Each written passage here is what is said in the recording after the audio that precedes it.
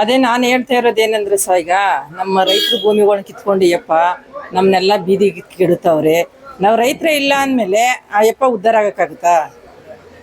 ನಾವಿನ್ನೇನು ಹೇಳೋಕ್ಕಾಗುತ್ತೆ? ರೈತರು ಭೂಮಿ ಕಿತ್ಕೊಬಿಟ್ಮೇಲೆ ನಮ್ಮ ಮಕ್ಳುಗಳೆಲ್ಲ ಎಲ್ಲೋಗ್ಬೇಕು? ನಮ್ಮ ಮಕ್ಳುಗಳಿಗೆ ವಿದ್ಯಾಭ್ಯಾಸ ಇಲ್ಲ. ಇನ್ನೇನಂತ ಅಂದರೆ ಡಿ ಕೆ ಸರ್ಗೆ ಹೇಳೋದೇನು ಗೊತ್ತಾ, ವಿಧಾನಸೌಧಕ್ಕೆ ಹೋಗ್ಬಿಟ್ಟು ನಾವು ಆತ್ಮಹತ್ಯೆ ಮಾಡ್ಕೋದೇ ಒಂದೇ ದಾರಿ ಇರೋದು ಸರ್. ರೈತರು ಭೂಮಿ ಕಿತ್ಕೊಂಡ್ಮೇಲೆ ನಾವೆಲ್ಲೋಗನ್ಸ? ಇಲ್ಲ ನಮ್ಮ ಮಕ್ಳಿಗೆ ವಿದ್ಯಾಭ್ಯಾಸ ಇಲ್ಲ, ಇಲ್ಲ ನಮ್ಗೆ ಇನ್ನೊಂದು ಗೊತ್ತಿಲ್ಲ. ನಮ್ಗೇನಿದ್ರು ಕೃಷಿ ಮಾಡೋದೇ ನಮ್ಗೆ ಗೊತ್ತಿರೋದು. ನಾವು ಹೋಗ್ಬಿಟ್ಟು ಇವತ್ತು ನಾವು ಕೆಲಸ ಕೊಡ್ತೀವಿ, ನಾವು ಅಭಿವೃದ್ಧಿ ಮಾಡ್ತೀವಿ ಅಂತ ಅವ್ರು ಬಂದವನಲ್ಲ ಯಪ್ಪ. ಈಗ ಅದನ್ನ ಅಭಿವೃದ್ಧಿ ನಾವು ಕಾಯ್ಕೊಂಡಿರೋಕ್ಕಾಗುತ್ತಾ?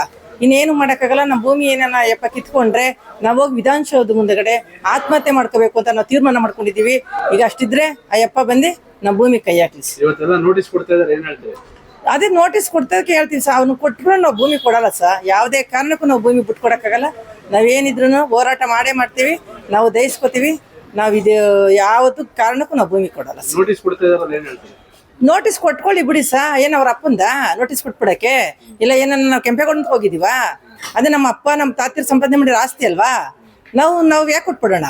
ಇಲ್ಲ ಅವ್ರ ಅಪ್ಪಂದಾದ್ರೆ ಬೇಕಾದ್ರೆ ಕೆಂಪೇಗೌಡ ಎಲ್ಲೆಲ್ಲಿ ಸಂಪಾದನೆ ಮಾಡಿದ್ರೆ ಅಲ್ಲಿ ಹೋಗಿ ಅಭಿವೃದ್ಧಿ ಮಾಡ್ಕೊಳ್ಳಿ ಯಪ್ಪ.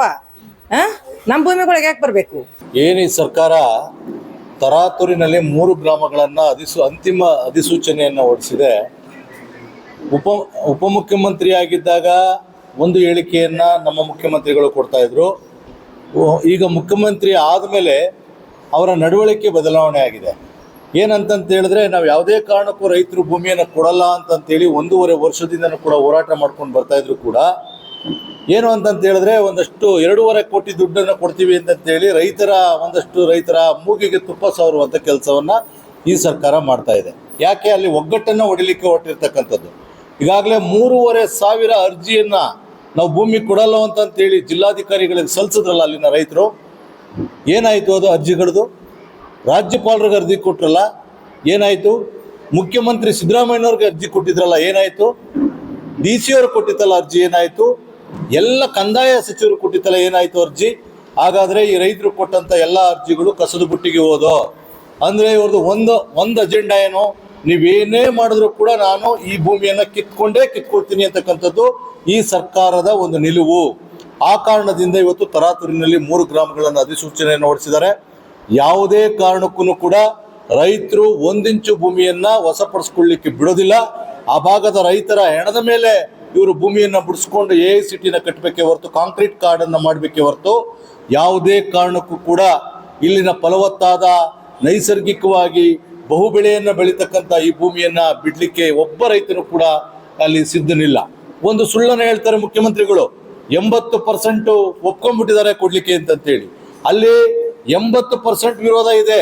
ಬರೀ 20% ಮಾತ್ರ ರಿಯಲ್ ಎಸ್ಟೇಟ್ ಮಾಡುವಂಥ ದಲ್ಲಾಳಿಗಳು ಮಾತ್ರ ಕೊಡಲಿಕ್ಕೆ ಸಿದ್ಧರಿರ್ತಕ್ಕಂಥದ್ದು. ನಾವು ಇನ್ನೊಂದು ಈ ನೂತನವಾಗಿ ಮುಖ್ಯಮಂತ್ರಿ ಆಗಿರ್ತಕ್ಕಂಥ ಮುಖ್ಯಮಂತ್ರಿಗಳವ್ರಿಗೆ ಕೇಳಲಿಕ್ಕೆ ನಾವು ಬಯಸ್ತೀವಿ. ಹಲವಾರು ಸಭೆ ಸಮಾರಂಭಗಳಲ್ಲಿ ನಾವೆಲ್ಲರೂ ಕೂಡ ನಿಮ್ಮ ಮಾಧ್ಯಮದ ಮೂಲಕ ಒತ್ತಾಯ ಮಾಡಿದ್ದೀವಿ. ಏನು ರಾಜ್ಯಪಾಲರಿಗೆ ಇಲ್ಲಿನ ಅಧಿಸೂಚನೆ ಹೊರಡಿಸೋಕೆ ಮುಂದೆ ಒಂದು ನೋಟಿಫಿಕೇಶನ್ ಮಾಡೋ ಮುಂದೆ ಒಂದು ವರದಿಯನ್ನು ಜಿಲ್ಲಾಧಿಕಾರಿಗಳು ಕೊಟ್ಟಿದ್ರಲ್ಲ, 2,600 ಎಕರೆ ಸರ್ಕಾರಿ ಭೂಮಿ ಇದೆ ಅಂತಂತೇಳಿ, ಅದು ಈಗ 750 ಎಕರೆಗೆ ಬಂದಿದೆಯಲ್ಲ, ಹೇಗಾಯ್ತು ಅಂತಕ್ಕಂಥದ್ದನ್ನ ಕೂಡ ಯಾರು ಕೂಡ ಹೇಳ್ತಾ ಇಲ್ಲ. ಅಲ್ಲಿ ರಿಯಲ್ ಎಸ್ಟೇಟ್ ನಡೆದಿದೆ, ಅಲ್ಲಿ ಮನಿ ಲ್ಯಾಂಡ್ರಿಂಗ್ ನಡೆದಿದೆ. ಇದು ಲೋಕಾಯುಕ್ತ ತನಿಖೆನೂ ಆಗಬೇಕು, ಇಡಿ ತನಿಖೆನೂ ಆಗಬೇಕು. ಈ ರೈತರ ಭೂಮಿಯನ್ನ ಏನು ಕಿತ್ಕೊಳ್ಳಿಕ್ಕೆ ಈ ಸರ್ಕಾರ ಹೊರಟಿದೆ, ಮುಖ್ಯಮಂತ್ರಿಗಳು ಕೂಡಲೇ ಬಿಡಬೇಕು. ಇಲ್ಲ ಅಂತ ಹೇಳಿದ್ರೆ ಉಗ್ರವಾದಂಥ ಸ್ವರೂಪವಾದಂಥ ಹೋರಾಟ. ಇವತ್ತೇನು 22ನೇ ತಾರೀಕು ನಮ್ಮ ಕರ್ನಾಟಕ ರಾಜ್ಯ ರೈತ ಸಂಘ ಹೋರಾಟವನ್ನು ಹಮ್ಮಿಕೊಂಡಿದ್ದೀವಿ.